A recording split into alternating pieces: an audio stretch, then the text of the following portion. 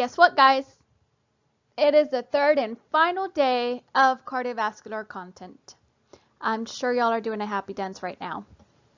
Anyhow, let's go ahead and get started. Let's talk about inflammatory disorders of the heart.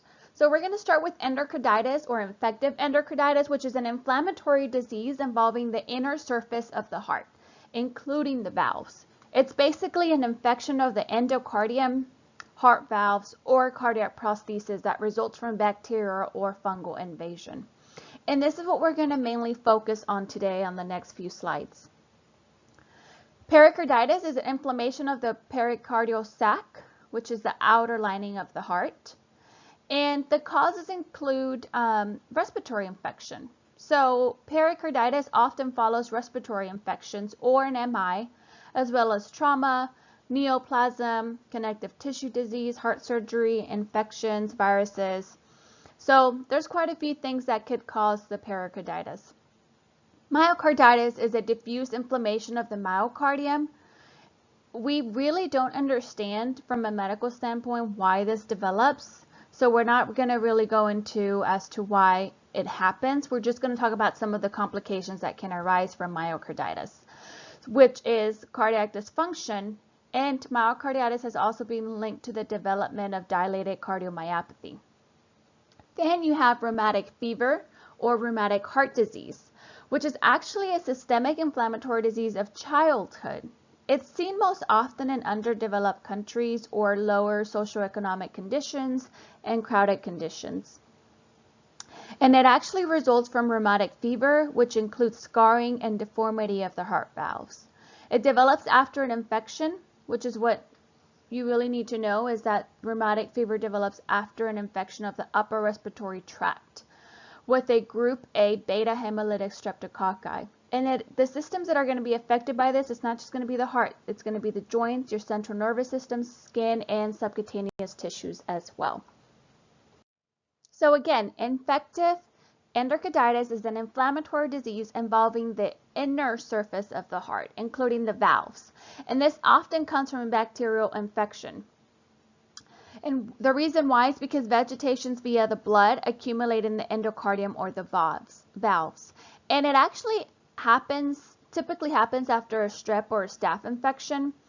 And the strep throat is what we see the most often, which is why we always tell parents that they need to take their kids to the doctor if they have any sort of throat complaints. It's kind of like, how an emboli travels throughout the body and can get stuck either in the lungs or in the brain and cause a stroke, or somewhere in the body and cause a DVT. This is basically what happens with the strep infection, okay? It goes in the blood and it can affect any part of the body, but in this case, we're talking specifically about the heart. So the risk factors for infective endocarditis are going to be, of course, strep infection. Any prior endocarditis already places them at risk for getting it again.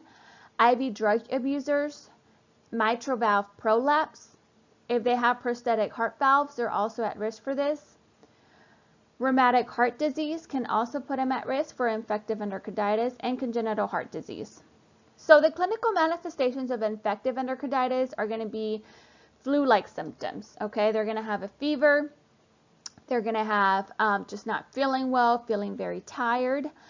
But what you're going to see on assessment as a nurse is you're going to hear a loud regurgent murmur. So with infective endocarditis, you're going to hear a loud regurgent murmur in your assessment. That's going to be the classic signs of infective endocarditis: fever with a changing or a new murmur. Some other manifestations include arthralgias, which is basically pain in the joints, and myalgias, which is pain in the muscles. Then we have something interesting that's called splinter hemorrhages, which is black lines in the nail beds. And I'm going to show you the picture on the next slide. Then they can have petechia in the conjunctivae, wrists, ankles, trunk, or mucous membranes. There's also something called Osler nodes, which can arise from infective endocarditis. And what they are is basically painful red, purple nodes and nodules that you're going to see again in the next slide. Janeway lesions is something else that's red and flat lesions on the palms and the soles of the hands or feet. And again, you'll be able to look at it on the next slide. And Roth spots are retinal hemorrhages that happen. But the main clinical manifestations that you're going to see with infective endocarditis is going to be a fever with the new or changing heart murmur, the splinter hemorrhages, which is the black lines in the nail beds, and the Janeway lesions, which is the red and flat lesions on the palms and the soles. So how are we going to diagnose infective endocarditis? We're going to diagnose it by, of course, doing a very thorough H&P, and we're going to ask if the patient has had, especially in the last 3 to 6 months, any dental, urologic, surgical, or gynecologic procedures done, including the delivery of a baby. So if you're talking to a mom, you want to ask her if she's delivered a baby recently. Anything that would have manipulated vegetations to occur. Then, of course, we're going to do blood culture to kind of figure out what the bacterial source is. We're going to run a CRP. By this point, you should know that CRP is C-reactive protein, which is going to show you if there's inflammation in the body. You're going to look for or have an echo done because we're going to look for vegetation. We're going to do chest x-ray, which is going to show us an enlarged heart most likely. And we're going to do an EKG. And the EKG might show us a second or third degree heart block that can occur from infective endocarditis. So the complications of infective endocarditis can be left or right-sided embolizations that affect other organs. And eventually this patient is going to end up with sepsis and heart failure or a heart block that's going to be deadly. So this is a very serious condition and we need to get it fixed right away.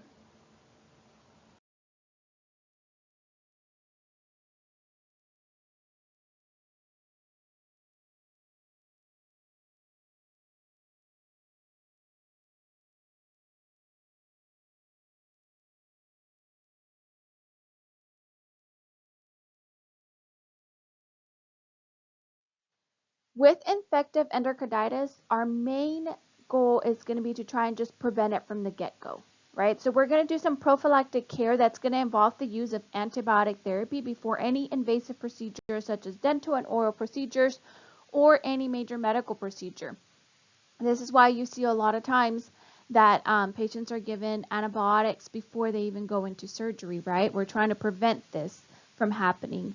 Prophylactic care is going to be specifically recommended for those patients with valvular disease, pacemakers, drug users, prosthetic hips and knees, and some other issues that are outlined in your textbook. Okay, so let's talk about what happens when we can't avoid it. We didn't do the prophylactic stuff, or we did it and it didn't work, and now the patient has infective endocarditis. How are we going to handle that? So, first of all, as a nurse, you want to get a health history, right? A very good subjective and objective assessment. You're going to ask about recent dental, urologic, surgical, and gynecological procedures, including the delivery of a baby in the last 3 to 6 months. You also want to assess for any clinical manifestations. So you want to check to see if maybe they have a DVT anywhere.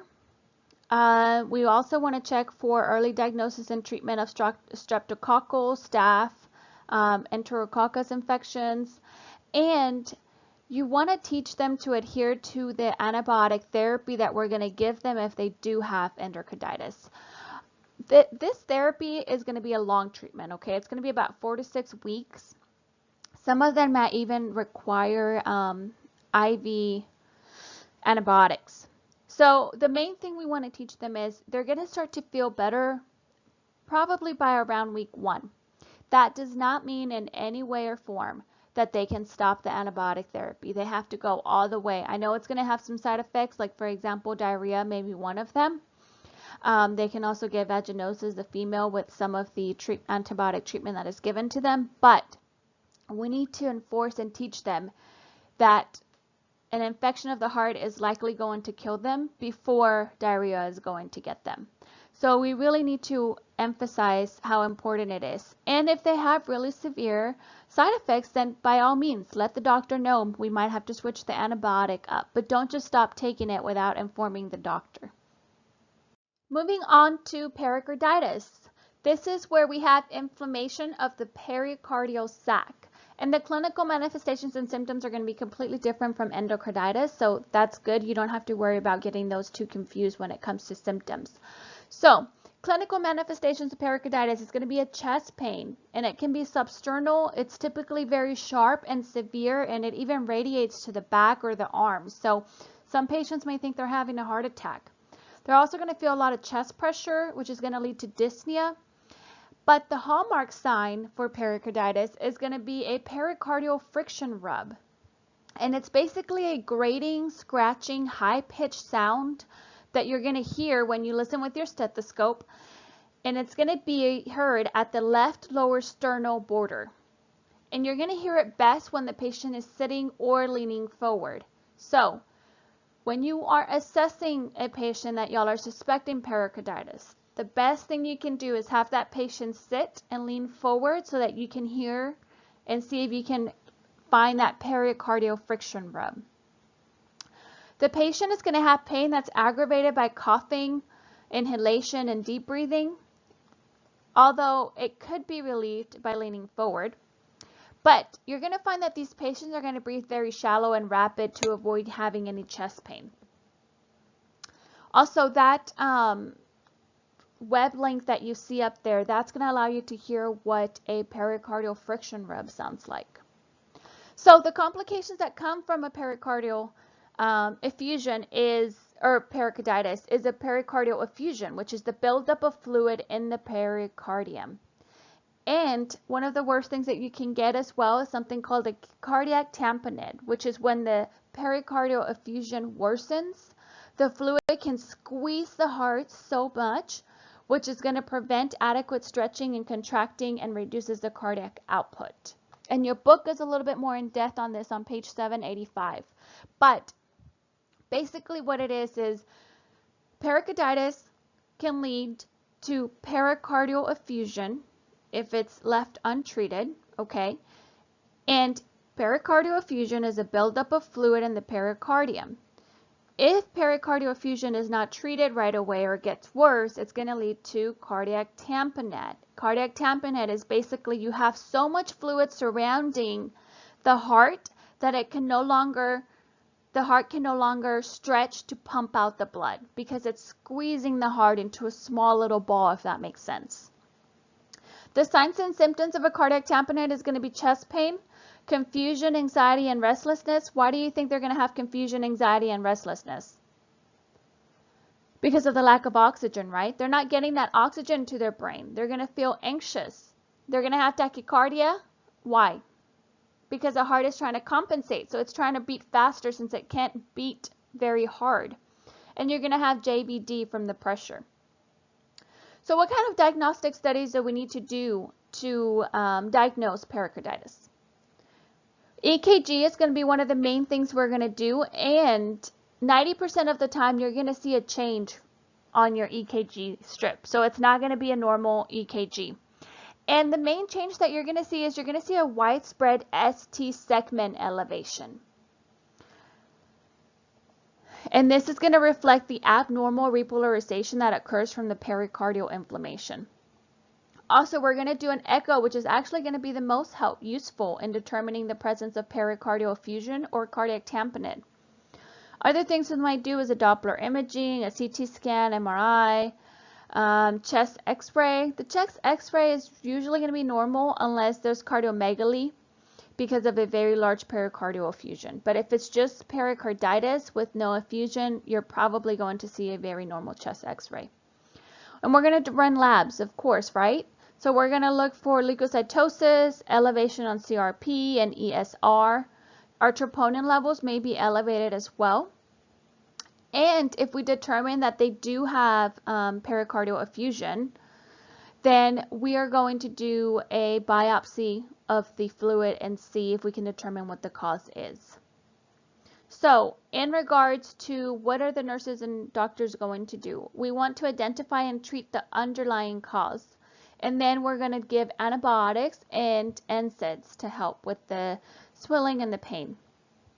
As a nurse, your nursing management is going to consist of remembering to assess first, okay? You want to always remember to assess first if this is angina or, if it's an MI, if they have any chest pain, then help them sit up, keep the head of bed elevated 45 degrees. We might need to do an overbed table so that they can lean forward on it and help them breathe better. We're going to give them the anti-inflammatory drugs like the NSAIDs, but we're going to give them with food or milk. Remember, we don't want to irritate their stomach. Sorry, I can't talk today. And we're going to do measures that's going to help reduce their anxiety. So make sure if they're going to have a procedure done, explain to them why they're having that procedure. And explain to them the level of care that they're going to get. What are we prescribing and why are we prescribing it? And of course, we want to help with the management of pain as well.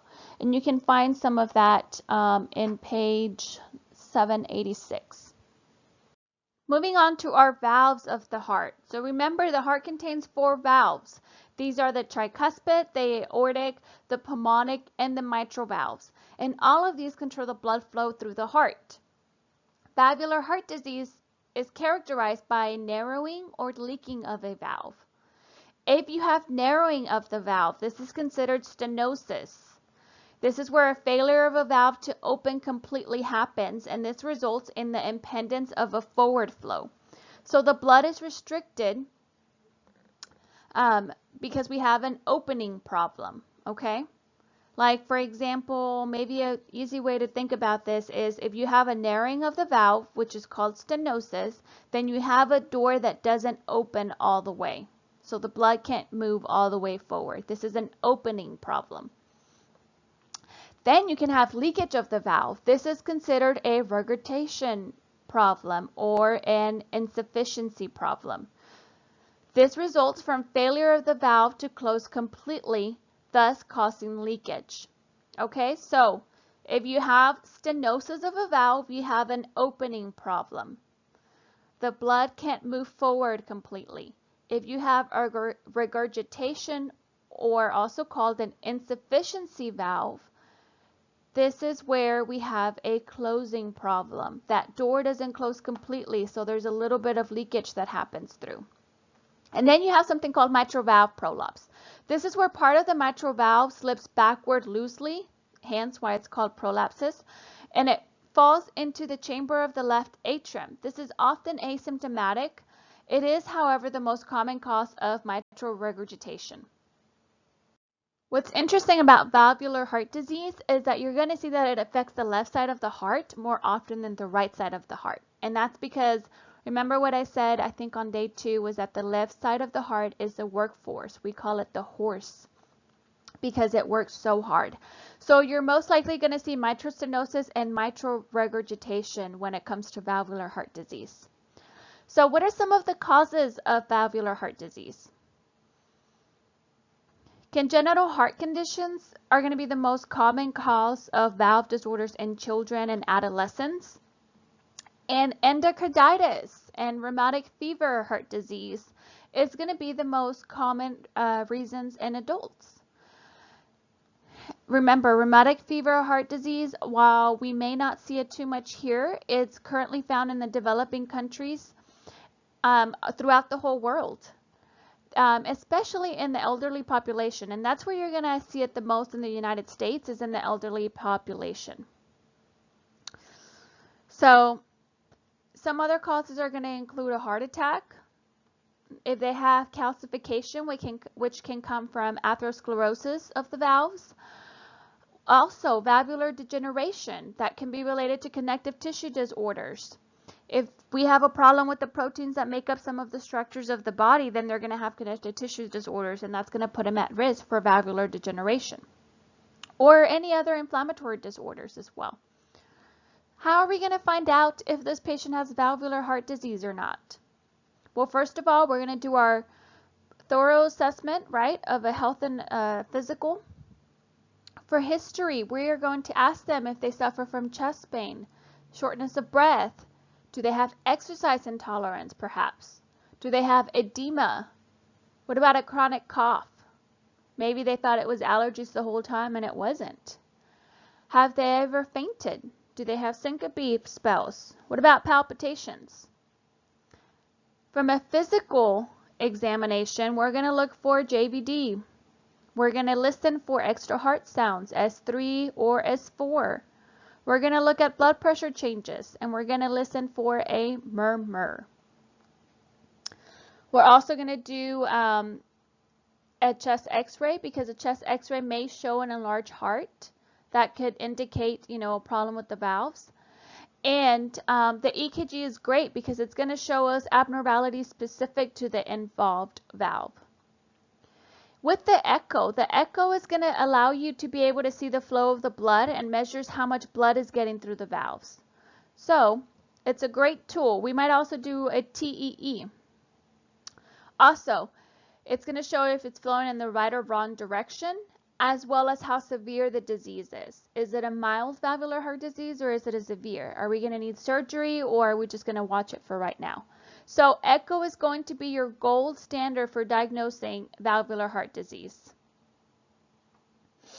And then we may have to do a heart cath, which is going to be a little bit more invasive, be a transducer, and it's going to measure the pressures in the different chambers and the pressures across the valves, and it's going to compare and contrast to standard pressures to what the patient has in regards to, the diagnostic valvular heart disease. So the heart cath is going to take a little transducer, and it's going to put it in the chambers to measure the pressures. Then we're going to compare those pressures to standard pressures on a healthy patient. What are some of the signs and symptoms that you're going to see with patients who have stenosis problems? Remember, if they have stenosis problems, they have what? An opening problem, right? So they're going to have chest pain on exertion. That's going to result from the pulmonary congestion because the blood can't flow forward. They're going to have fatigue, low cardiac output, hemoptysis, cough and wheeze, palpitations, orthopnea, so they can't lie flat, they feel like they can't breathe, paroxysmal nocturnal dyspnea, chest pain, and repeated respiratory infections. With regurgitation or insufficiency problems, remember this is a closing issue. The door isn't closing correctly. The signs and symptoms are going to be determined by the nature of the onset. If it's acute regurgitation problem, is it a chronic problem that the person has had for several years? If it's an acute problem, then the symptoms are going to be consistent with those of a patient that's going through shock. So pulse is going to be very thready. The peripheral pulses are hardly going to be felt. They're going to have cool and clammy extremities, very low cardiac output, may mask a eusystolic murmur. However, if this is something they've had for a long time, it's a chronic issue, they may be asymptomatic for a long time. However, eventually they're going to start showing signs of left-sided heart failure, including an S3 audible murmur. So if you hear an S3 murmur, then you should start thinking, is this a regurgitation valve problem? There are several different types of meds that we can give for a valvular disorder. However, which one we give is going to depend on the type of valve disorder that the patient has. However, the drugs are going to be aimed to do two things. One, lowering the pressure that the heart has to contract again or decreasing the amount of fluid that returns so that it doesn't have to contract as hard. So that's the medical treatment. In regards to surgical treatment, we can do two different types of surgery. We can do a balloon valvuloplasty, which is actually done via cardiac catheter procedure, and this is going to open the size of the valve and reduce the symptoms. It's not a permanent repair, but it'll get the job done. A permanent repair would be an actual valve replacement. And we can do two types of valve. We can do a mechanical valve or we can do a tissue valve. So a mechanical valve is basically a fake prosthesis valve. But if we do this, they're going to need blood thinners for years and years and years. If they have a tissue valve, which is a more natural type of, form, it's only going to last about 10 to 15 years before they need surgery again. So you don't need to go too in depth with this. This is something you're going to study next semester. The valve surgeries anyways, the replacement and the repair are something you're going to study next semester, but just something to keep in the back of your mind is mechanical valve, they're going to need blood thinners, while a tissue valve, is only going to last about 10 to 15 years.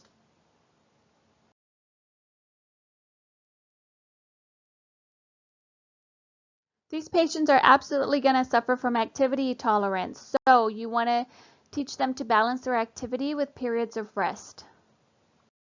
Cardiomyopathy is a group of diseases that affect the myocardial structure or function, and you can have primary cardiomyopathy or secondary. Primary basically is idiopathic. We don't know what caused the cardiomyopathy, whereas secondary, the cardiomyopathy is caused as a result of a known disease. So there's two types of cardiomyopathy, dilated and hypertrophic. We're going to go ahead and start with dilated because it is the most common form. Multiple causes can lead to cardiomyopathy, and your book does outline several of them, but things including like myocarditis, coronary artery disease, valvular disease, cardiotoxic agents like cocaine and alcohol can cause this. And then of course, if it's idiopathic, it seems to be genetic or an autoimmune disease. Dilated CMP is going to be characterized by diffuse inflammation and rapid degeneration of the heart fibers. This is going to result in the ventricular dilation, which then leads to the impaired systolic function, atrial enlargement, and stasis of blood in the left ventricle. Make sure you look at your pictures. They do a pretty good job at explaining how what the main issue is. So dilated CMP causes heart failure in about 25 to 40% of cases. And that is why you're going to see that sometimes the treatments are pretty similar for cardiomyopathy as well as heart failure. Clinical manifestations, the symptoms are going to progress with the disease. So they may begin being asymptomatic, but then the disease will advance, and then they're going to start having some of the symptoms that you might see with heart failure patients, like dyspnea, nocturnal dyspnea, fatigue, palpitations, chest pain, cough, fluid retention, edema. Secondary to that fluid retention, right? Nausea and vomiting, the chest pain, the dysrhythmias. So how are we going to diagnose this? First of all, we're always going to do an HMP, right? We're going to do an echo, an ECG, EKG, same thing, chest x-ray, cardiocath, and we might have to do an endomyocardial biopsy to give us the definitive answer. Medical management. First, we have to determine and treat the underlying cause if this is a secondary CMP, all right? Once we do that, then we're going to go ahead and move forward with the treatment. In severe cases, the patient might need a VAD, V-A-D. It stands for ventricular assist device. This is going to allow the heart to rest while it works. Basically, what it does is that the machine does all the work for the heart, okay? And unfortunately, this is kind of like a last step, last resort type of thing, and it's going to be used while they're waiting for a transplant. So, nursing care, what do we do? As nurses, we're going to make sure we keep up with their medications, right? We're going to encourage that diet, the healthy diet. We're going to monitor their weight to make sure those diuretics are working correctly. And we're going to make sure that the energy expenditure is pretty aligned with their ability as to what they can do. Then we're going to talk about hypertrophic CMP. All right, remember I told you you have dilated cardiomyopathy and hypertrophic cardiomyopathy. And this is asymmetric left ventricular hypertrophy without the ventricular dilation. So the septum between the two ventricles becomes large and blocks the blood flow from the left ventricle. And you can see it in that picture right there. Okay, at the bottom, you see how it thickens up. This is the type of cardiomyopathy that often kills young athletes. The most common symptom is going to be dyspnea, okay, exertional dyspnea, fatigue, angina, and maybe syncope that's going to be caused by the elevated left ventricular diastolic pressure. Dilated cardiomyopathy. Like I said earlier, there's many drugs. The ones that we give are going to depend on the cause and the clinical symptoms.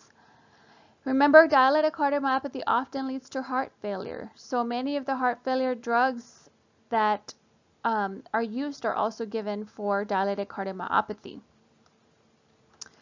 Often, though, unfortunately, dilated cardiomyopathy does not respond to the medications that are given at home, and the patients actually end up in the hospital for acute management. With hypertrophic cardiomyopathy, the goal is going to be to improve the ventricular filling and reduce the contractility by relieving the left ventricular outflow obstruction. And this is going to be done using beta blockers. And some of the other drugs that we use for dilated cardiomyopathy, we're going to use as well for hypertrophic cardiomyopathy. These type of patients may also end up with an implantable defibrillator. Hypertrophic cardiomyopathy patients may end up with an implantable defibrillator because they are at huge risk for sudden cardiac death. These are the people that you see playing out on the soccer field and all of a sudden just fall over, pass out, and by the time EMS gets there, they're dead.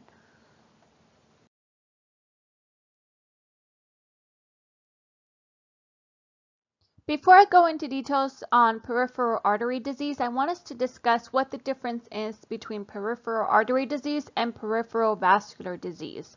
Because a lot of times these are used interchangeably and students get confused, even nurses get confused, especially when they're not used correctly. So, peripheral artery disease, which is what's on this slide, is the name of one specific disease. It's a condition that affects only the arteries, hence the name peripheral artery disease. And it primarily affects the arteries of the legs. That's the most common thing we see. Peripheral vascular disease, PVD, is a generic, it's an umbrella term. It describes a large number of circulatory diseases. These diseases affect not only the arteries, but also the veins and lymphatic vessels. And they can also appear in locations other than the legs, including arms, neck, and face. So, to recap, peripheral artery disease is a specific condition that falls under the umbrella term of peripheral vascular disease. That is why you sometimes hear it used interchangeably. Okay, so now that we know the difference between PAD and PVD, let's move on to just talking about PAD. So, PAD, it's a circulatory problem in which narrowed arteries reduce the blood flow to your limbs. When a patient develops peripheral artery disease, the extremities, usually the legs, don't receive enough blood flow to keep up with the demand. And you're going to see that they're going to have these limbs or the legs are going to have an increased need of blood flow, especially when we are working them out, right? So when we're walking, when we're running, this is when they need the most blood flow, and this is when they get the least. They don't get enough to meet those demands. So this is why you see the symptoms of leg pain when walking. That can also be called claudication. Some of the medical causes of PAD is listed there on the slide, with atherosclerotic being the most common one. We also know that peripheral artery disease is strongly related to other types of cardiovascular disease and their risk factors as well. Okay, so the clinical manifestations of peripheral artery disease. We already talked about claudication. Remember, claudication is muscle pain or cramping in the legs or arms that's triggered by activity. That activity can be something simple like just walking, doesn't necessarily have to be running, and it does disappear after a few minutes of rest. The location of the pain depends on the location of the clogged or narrowed artery, but calf pain is the most common location. Other symptoms are paresthesia, which is numbness or tingling in the toes or feet this is caused from nerve tissue ischemia. Absent or pedipulsus, coolness in the lower leg or foot. You might, if your left leg is affected, then you're going to see that coolness in that left leg, not in the right leg. Erectile dysfunction is a big one for men. Ulcers, especially sores on the lower extremities that won't heal because they're not getting that circulation, that oxygen to help them heal. Change in color of legs, they kind of have this purplish reddish color. And we're also going to have hair loss in that affected extremity.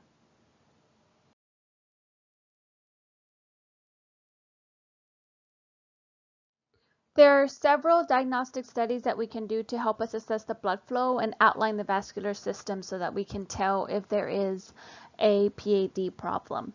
The Doppler with the Doplex imaging is beautiful because it maps up the blood flow throughout the entire region of an artery so you can actually see if there's constriction anywhere.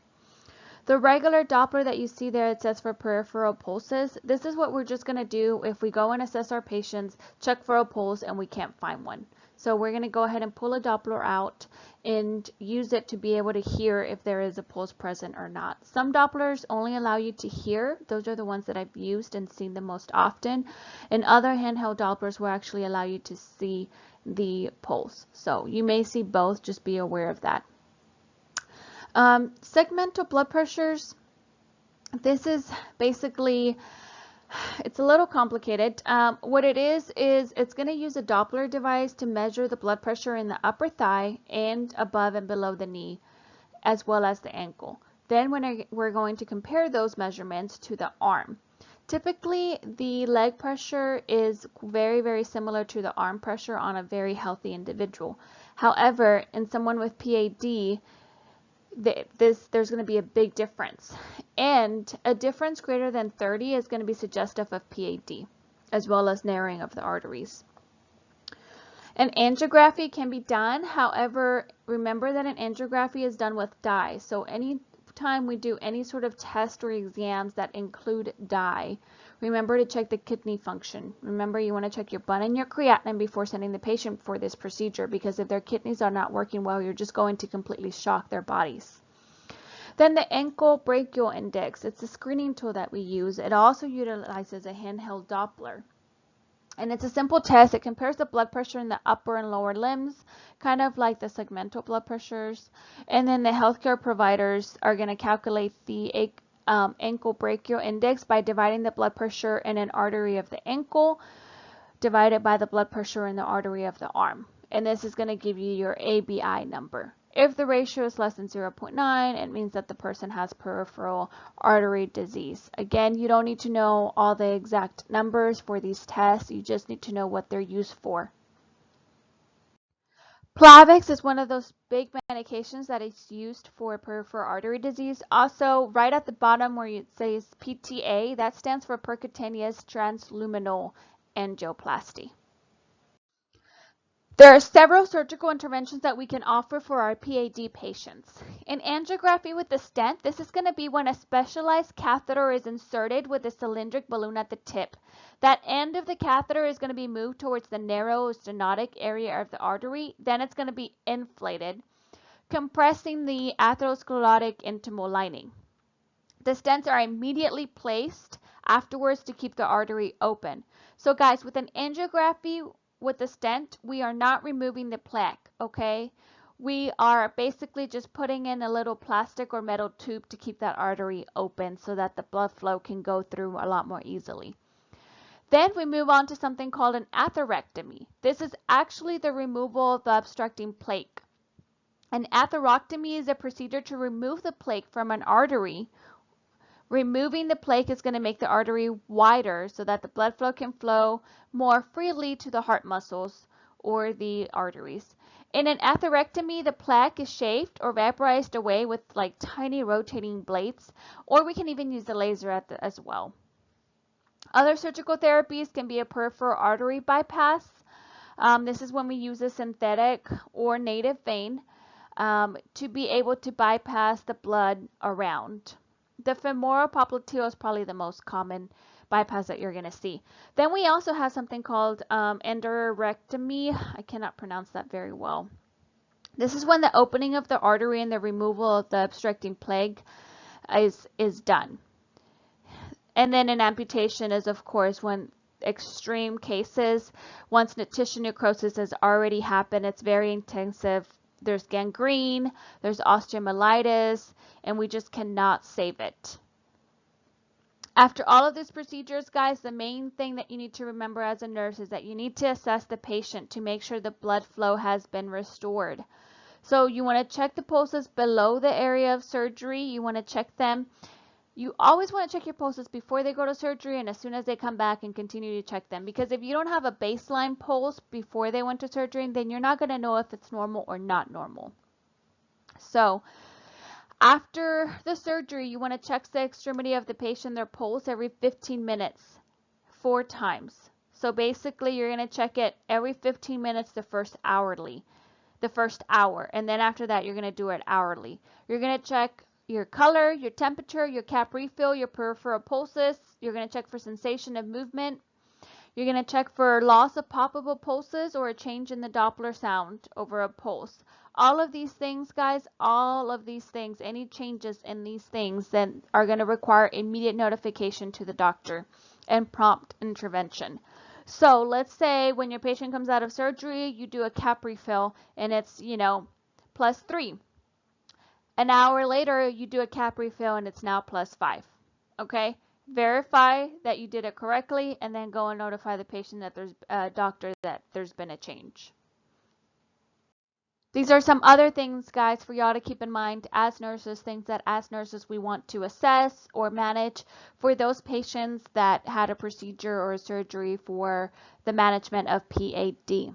There's a little star next to provide warmth, and the reason why is because when we say provide warmth, we mean give them a blanket or socks. Do not apply heat directly to that extremity because the heat is contraindicated due to the fact that there is a lack of sensitivity in that extremity. Remember, there's not enough blood flow going there, so it doesn't have the same sensation as a healthy limb. So if something is too hot, it's going to be a very delayed response, and it could be too delayed to where we've already done damage to that extremity. Good exercise just means, anything that would be like a walking program or something of a similar intensity. We're not going to ask them to go run a marathon, okay? Also, patients may achieve pain relief by dangling the leg over the side of the bed or sleeping in a chair because it allows the gravity to maximize the blood flow. These patients are going to have pain if you elevate their extremity, so do not elevate the extremity for these type of patients. Acute arterial insufficiency can also be called acute arterial ischemia. And guys, the name basically tells you what the problem is. And basically this can happen when any condition slows or stops the flow of the blood through the arteries suddenly. That's what acute means, suddenly or immediately. There can be different causes for this. Embolism from the heart is the most common thing. We can also see thrombosis, which is often caused from infective endocarditis or trauma as well. Car accidents is a big one. Clinical manifestations, it's going to be very obvious that there is a problem going on in this extremity. Pain is going to be, the main one. The patient is going to be screaming in pain. Their pain is going to be very high, 8, 9, 10 out of 10. There's going to be paleness, pallor, pulselessness, paresthesia, the one I can never pronounce, which is poikilothermia, which remember it's agitation of the limb to the temperature of the air. So if the air is cold, your limb's going to be cold. If it's hot, it's going to be hot. All your 6 P's, okay, are going to be altered. And the last P, which is very, very late, is paralysis. This is going to signal the death of the nerves that are supplying the extremity. Guys, even after we revasculate, which means after we restore the blood flow, if it's something that can be fixed and we can do, even after revascularization, you're sometimes going to see nerve damage or foot drop. And that's because the nerve tissue is extremely sensitive to hypoxia. So even though we try and fix the problem right away, the effects of that small 5 or 10 minutes of hypoxia can be, there for the rest of their lives.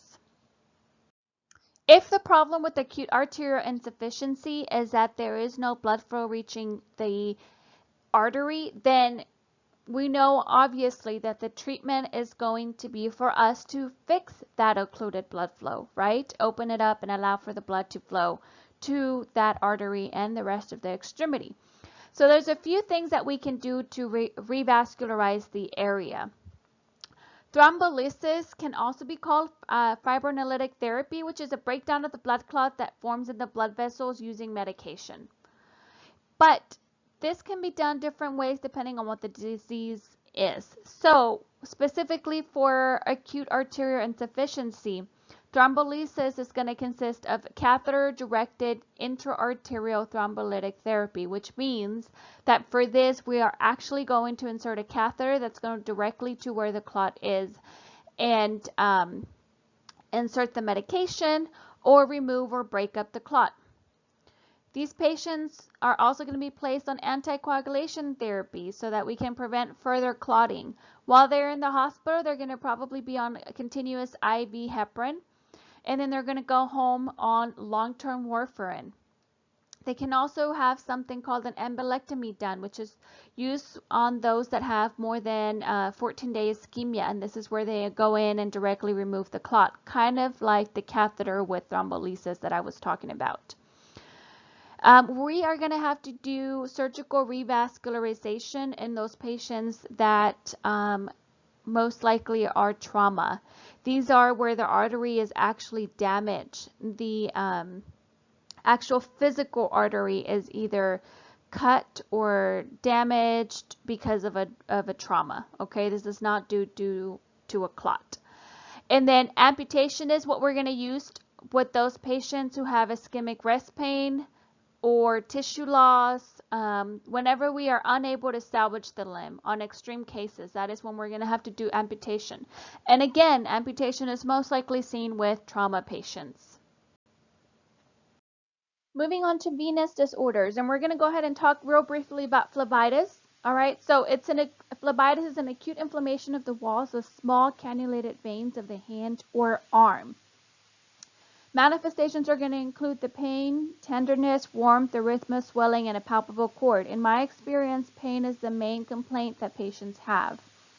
Some of the risk factors are going to be just a simple irritation of the catheter being in the vein, or it can be irritation of the drugs that we're infusing through there, as well as the location of the catheter. Severe phlebitis is more likely to occur in the areas of flexion, so like the wrist and the AC area, okay? These two areas are where you're going to most likely see the most irritation, the biggest chance for phlebitis, and that's because you're constantly moving those areas. It very rarely turns infectious, and it'll usually resolve pretty quickly after remove the catheter. If edema is present after the removal, then you want to elevate the extremity and promote the reabsorption of the fluid. You can also apply warm, moist heat and give oral NSAIDs to help relieve the pain and the inflammation. It may take a couple of days for the swelling and the discomfort to go completely away. Venous thrombosis is the formation of a blood clot with vein inflammation, and it's your most common disorder with veins. It can be classified either as superficial vein thrombosis or a deep vein thrombosis. Deep vein thrombosis is what we call DVT, deep vein thrombosis. However, nowadays the preferred term for DVT is actually VTE, which is venous thromboembolism. There are three things that combined they're considered, or they're called, Virchow's triad, and these three things is really what causes venous thrombosis the most often. Venous stasis, this is going to happen when you have dysfunctional vein valves, or maybe when you have an inactive extremity muscle, or a change in unidirectional blood flow. Damage to the endothelium is a problem because it releases the clotting factor, which in turn activates the blood to clot, right? And then blood hypercoagulability is when there is an imbalance in clotting mechanism, and there's an increase in the fibrin production. All these things lead to blood clots forming. Before we start talking about superficial vein thrombosis, I want you to note the abbreviation for this, SVT. Guys, it's very important that you note the abbreviations and determine what it's referring to depending on the context of what you're reading, because there's also another medical abbreviation, SVT. And you're going to see SVT when we talk about, I think it was in day 1. If not, you're definitely going to see it in the next 2 semesters because it refers to an EKG rhythm, and it stands for supraventricular tachycardia. So if you see SVT noted anywhere, make sure you are identifying what it stands for correctly. Okay, it can be superficial vein thrombosis. It can also mean supraventricular tachycardia. All right, moving on. SVT is often benign. However, approximately 25% of the clients with SVT also have VTE or a PE at the same time. Remember, P is pulmonary embolism. or they can develop a recurrent VT shortly after an SVT. So most often it involves one or more varicose veins. And if it's varicose veins, then we know it's superficial because it's near to the surface. The risk factors for SVT include increased age, pregnancy, which is a big one, obesity, malignancy, recent fractures, thrombophilia, estrogen therapy, also another big one. This is why we see a lot of females with this because of the birth control pills that they're on. Any recent treatment for varicose veins? It also includes the same predisposing conditions that can lead to venous thrombosis. So Virchow's triad can also be applied to SVT. An SVT in the upper extremities would normally be caused by an IV catheter or trauma related to IV insertion. So you're most likely going to see them in the legs. Let's talk about how we're going to diagnose an SVT. An ultrasound is actually going to be used to confirm the diagnosis of SVT, and we're going to get a positive confirmation if there's a clot that's 5 centimeters or larger. We're also going to use an ultrasound to rule out the clot extension to a very deep vein. If the superficial vein thrombosis affects a very short vein segment, which is going to be less than 5 centimeters, and it's not near the saphenofemoral junction, then anticoagulants won't be needed in this case, simply NSAIDs to kind of help with the pain and the swelling. Otherwise, if you do have a positive SVT, then we're going to go ahead and start blood thinners as well on top of the NSAIDs. And you're going to see Arixtra is going to be used the most. It's a blood thinner and it's a drug that's very similar to heparin. And in some cases, you might actually see it combined with another prescription like warfarin. So moving forward from superficial vein thrombosis to now venous thromboembolism. So about 5 to 10% of VTE involve the upper extremity veins and may extend to the internal jugular or the superior vena cava. So it's not very common, is it? Only 5 to 10%, not like the SVT. Diagnosis of VTE is going to be based on a combination of 3 things. The first thing we're going to do is a clinical assessment, right? Assess. Second thing is going to be based off the D-dimer testing.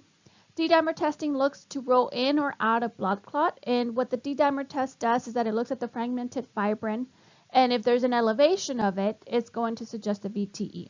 So anything higher than 250 is going to be suggestive of a VTE. And the third thing we're going to do is something called a duplex ultrasound, which is a combination of 2 things. It basically combines the compression of an ultrasound with the color flow of a Doppler. So the veins are going to be examined for respiratory variation, and we're going to do interluminal filling defects to help determine the location and the extent of the thrombus, all right?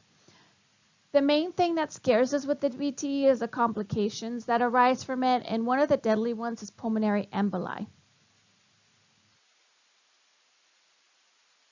Just like hospitals have core measures for strokes, in, let's see, 2005, there was an implementation of venous thromboembolism core measures. What you see on the screen there, that is the latest core measure guideline. As of March 30th, 2017, it has not been changed. And basically what it does is that it gives the hospitals kind of a guideline to follow. And it also requests for mandates for the hospitals to report their venous thromboembolisms accidents. What they're trying to do with this is they're trying to identify what's causing it and ways to address it before it becomes a problem. You don't have to have these memorized, it's just information for you to store in the back of your brain. The absolute best thing you can do for your patient is to get them up and moving as long as it's not contraindicated. And even if maybe getting them up is contraindicated, there's other ways that they can move in the bed. Some exercises that they can do, maybe passive exercises that a family member or nurse can help with to just get them moving. I think right now, as nurses, we are so set on we don't want our patients to fall that sometimes we get a perfectly healthy patient who ambulates just fine at home and, comes in and we put them in the bed and we say, don't move, don't get up, don't you dare think about getting up, don't even look at getting up. because we panic that they're going to fall. But while we are trying to keep them safe and prevent a fall, we're also doing a damage because, we are causing that patient to possibly develop a VTE. So, we want to ambulate if it is ordered and ambulate if there is no limitations for that patient or if it's not contraindicated. Just make sure we ambulate in a safe manner. You're going to see there TED hoses, and Lewis also mentions them. TED hoses used to be the mainstay of prevention, and you'll still see them in some like lower income hospitals. However, SCDs are now being used in most of the hospitals that I've been to, especially in the medical center. You will see SCDs in every single hospital in the medical center.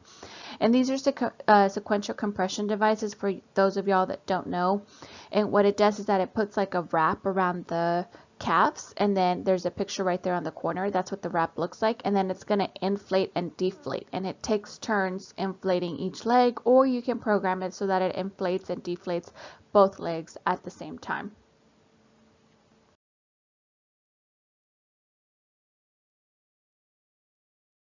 With warfarin, one of the main things you want to teach your patient is to take it at the same time each day. And we usually tend to advocate for them to take it during supper time since the labs are drawn in the morning. And that way we have a consistent level every time they're drawn in the morning. So warfarin begins to take effect about 48 to 72 hours after the first dose. However, it takes several more days to achieve a maximum effect. It takes up to 5 days to achieve that maximum effect. Therefore, you may need for the first few days an overlap of warfarin with maybe heparin. And with this kind of thing, we want to teach them a consistency with the vitamin K diet. And the reason why is because if one day they're eating salads all day, let's say Monday, that weekend they're like, you know what, I'm going to start eating healthy on Monday. So Monday they consume nothing but salads, right? Tuesday they consume salads and maybe a cookie. Wednesday they do one salad and pizza. And then by Thursday we forget all about the diet, right? Well, the problem is that you're going to get different levels. So on Monday, you consumed a lot of vitamin K, which affects how warfarin works. So the level that that patient has on Monday is not going to be consistent with the level that that patient has on Thursday. So we're not exactly telling them, eat 7 salads every day, all day. Not at all. What we're trying to say is just try and stay consistent with the amount of vitamin K that you consume. And for them to be able to do that, then we also need to take it a step further and teach them what kind of foods have the highest level of vitamin K. All right, so heparin. How does heparin work? Heparin, what it does is that it prolongs the coagulation by inactivating the clotting factors, okay, versus warfarin, which was in the previous slide. Warfarin works by decreasing the synthesis of clotting factors. Remember that? So warfarin stops your liver from processing the vitamin K into substances or factors that normally help clot your blood, right?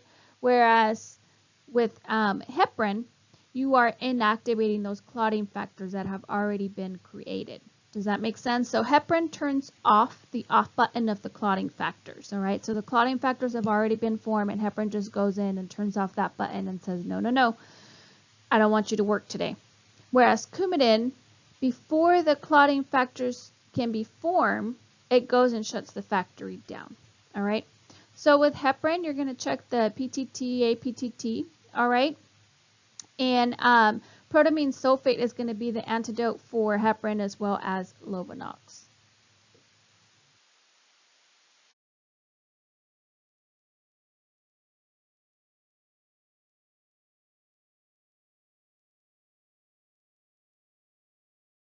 Okay, so we also have something called coagulation modifiers, and there's two categories that fall into that. We have I-type antiplatelets and we have thrombolytics. So let's start with the antiplatelets.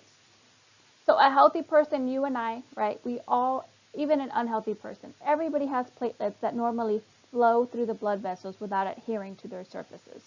Okay, the problem is when a blood vessel is injured or there's a disruption in blood flow for whatever reason, be it trauma or a rupture of a plaque, whatever it is. When such events occur, there's substances that are released, such as collagen, okay?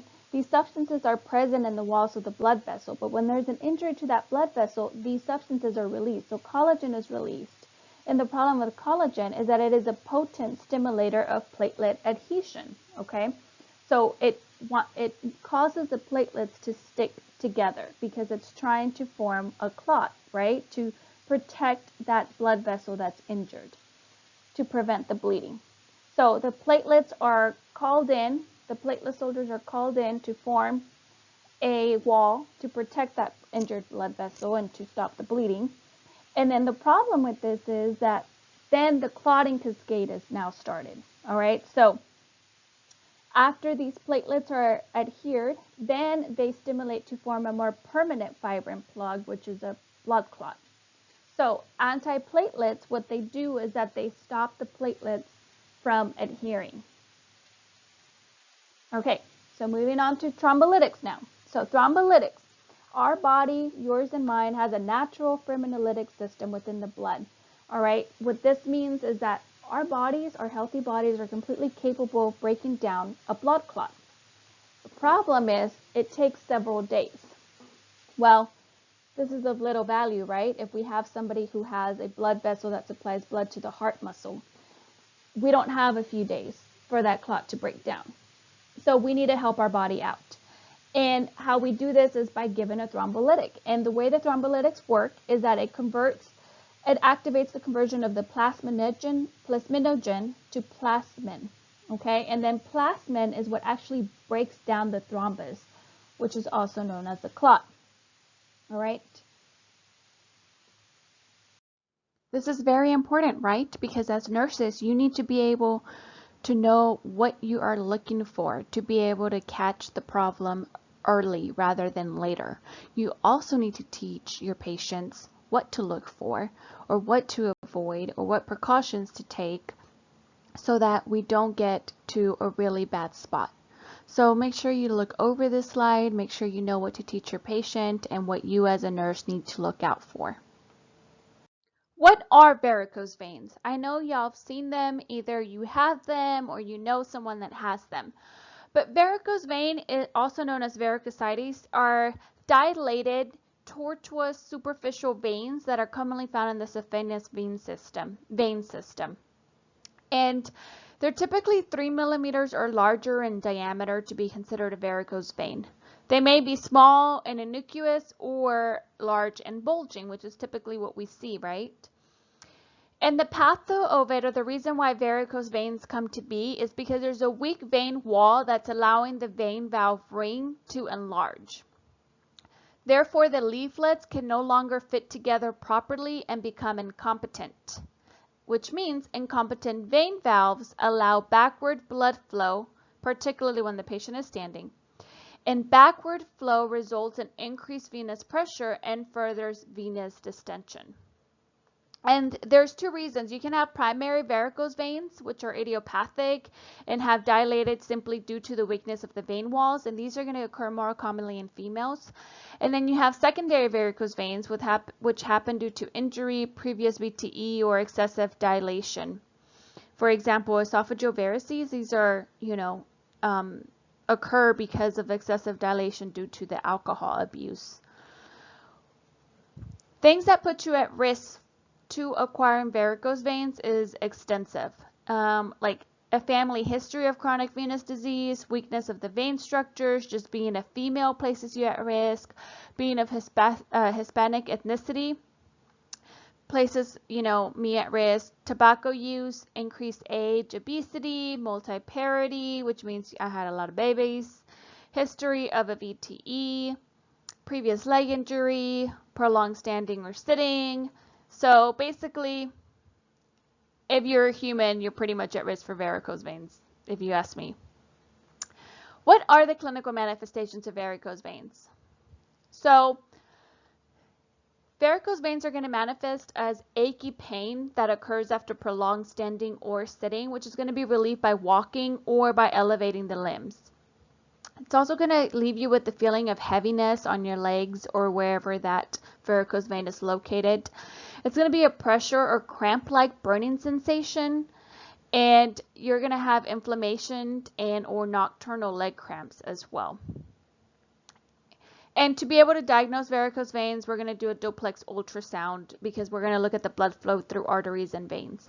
By now, guys, you should be aware that if it has to do with anything that's looking at the blood flow, a duplex ultrasound is what we're going to use the most.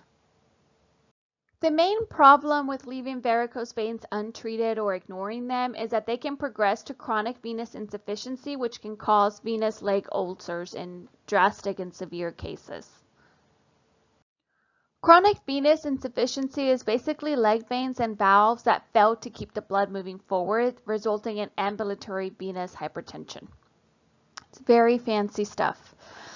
And what happens is that the serous fluid and red blood cells leak from the capillaries and venules into the tissue. This therefore is going to produce the edema and the chronic inflammatory changes that we're going to see. Enzymes in the tissue break down, red blood cells causing the release of hemosiderin. This is going to cause the brownish skin discoloration that we see with the venous insufficiency.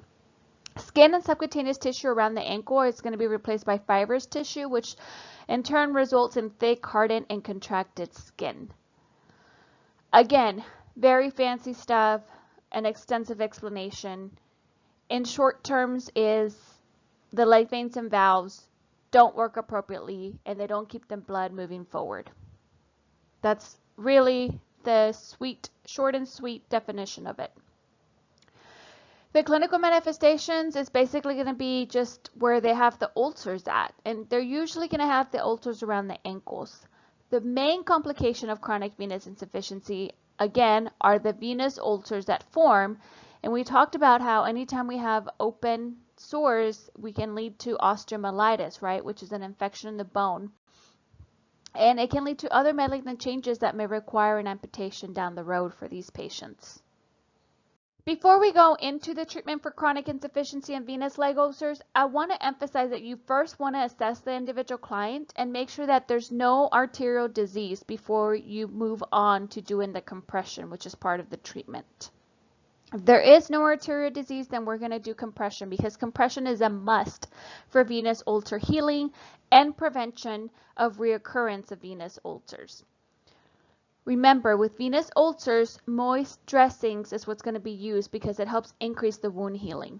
You are also going to encourage high protein diet, so meat, beans, cheese, tofu if they don't eat meat. You want a diet that's high in vitamin E, so green leafy veggies, high in vitamin C, which means citrus foods, tomatoes, and cantaloupe. And you're going to encourage zinc as well, which is found in meat and seafood. So all of these things are going to promote healing of those leg ulcers. In regards to drug therapy, pentocyphyline, I can't pronounce it very well, is a topical ointment that is used with the compression therapy to help decrease the inflammation and the edema that these patients have. And even though venous leg ulcers are colonized with bacteria, antibiotics are not used unless acute clinical signs of infections is present. And that's going to be shown through a guided wound culture result, which is going to show the signs of infection, and then we would start antibiotics. We do not do topical antibiotics, by the way. We do either oral antibiotics or IV antibiotics. If the venous leg ulcers do not resolve in 4 to 6 weeks, then we're usually going to have to treat it surgically with the wound graft. I know that it can be very confusing and overwhelming when you're reading the textbook trying to compare arterial ulcers versus venous ulcers, so hopefully the next few slides will help clarify some things that I hope you'll be able to easily distinguish the difference between these two, but most importantly that you're going to know as a nurse what your job is and how you're going to treat arterial ulcers versus venous ulcers.